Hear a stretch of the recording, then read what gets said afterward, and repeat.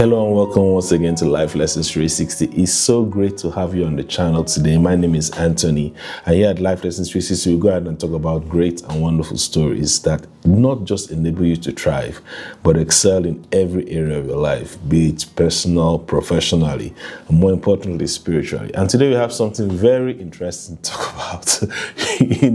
Something happened recently. I came in from work into a room.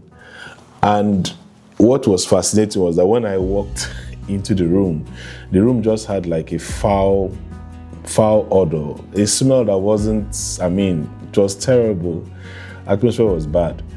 And I asked the people in the room, I was like, you guys have been in this room now. Can't you perceive what's going on inside the room? And they're like, what odor are you talking about? I'm like, but this room is smelling somehow now. And they told me that probably because I'm just coming from outside. That's why I can appreciate the room, because they have been inside. They can't really appreciate any foul odor. And I'm like, oh, wow. It's possible to be in a toxic situation for a while that one begins to lose all sense of safety and discernment. It disrupts your discernment because you have silently and become unknowingly comfortable and adapted because of the time you've spent. It's so profound because it reveals how adaptation can quietly become blindness. Now, the thing is not just about smell. It's about how human perception inside prolonged environments, and this stretches across all boards. Okay, now there is what we call the invisible toxicity of familiarity. It's like how prolonged exposure can just disrupt your discernment.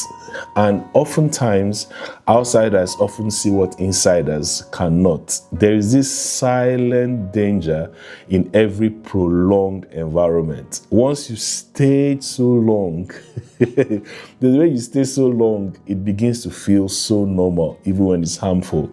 And that is toxicity. You understand? That is pure toxicity. Adaptation. The odor was obvious when I walked into the room, yet those in the room for hours couldn't even perceive it. Not because it wasn't there, but because their nervous system had adapted. So it's not just a physical phenomenon, it is a psychological, emotional, relational, and even organizational truth. It happens across board. Now, what's the core insight in all these things? Familiarity doesn't equal safety. Comfort doesn't equal health, and normalization doesn't equal correctness. Familiarity doesn't equal health, comfort doesn't equal normalization, and normalization doesn't equal correctness. All right. So adaptation, the problem with adaptation is that when adaptation replaces discernment. Now, in biology and psychology, the brain reduces sensitivity to constant stimuli.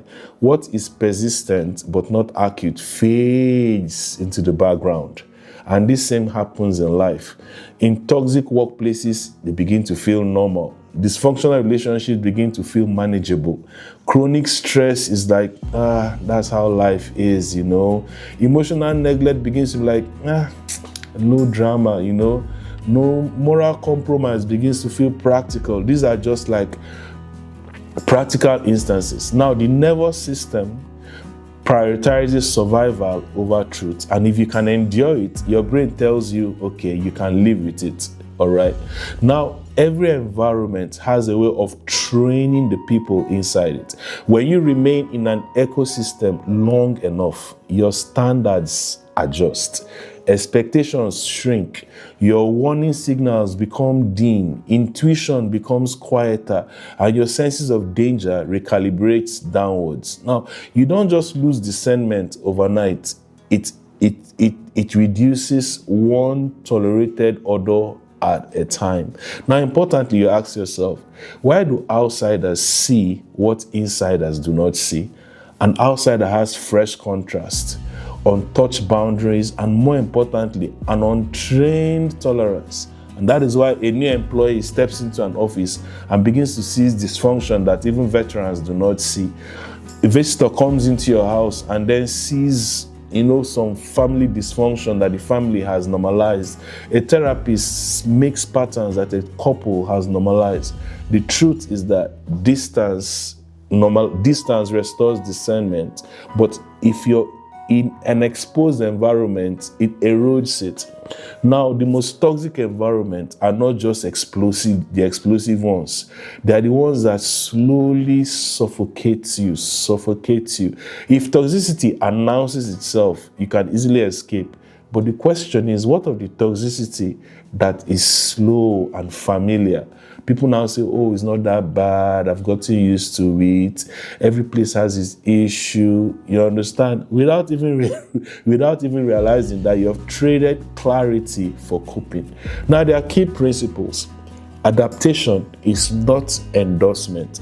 Just because you can live in it doesn't mean it's good for you. Survival should never be confused with correctness. Now, comfort itself can even be a warning sign. When something stops bothering you, it's not growth. It may just be numbing of your senses. Now, peace that requires self-betrayal is not peace. Every form of discernment requires contrast. You cannot evaluate an environment if you've never left it. You can't smell a room if you've never stepped outside. Okay? Outside sometimes restores insight. Healthy systems invite people. Some companies invite people from the external part to come and evaluate what's going inside. Now, environment that fear outside perspectives are hiding something, probably even a dysfunction within themselves. Now, you cannot change what you've normalized. You cannot change what you've normalized and yet not named. The truth of the matter is that what remains unnamed remains undefeated. And sometimes in life, the highest form of love is having someone who has not adapted to your ecosystem or your environment tell you that this room, my friend, is smelling.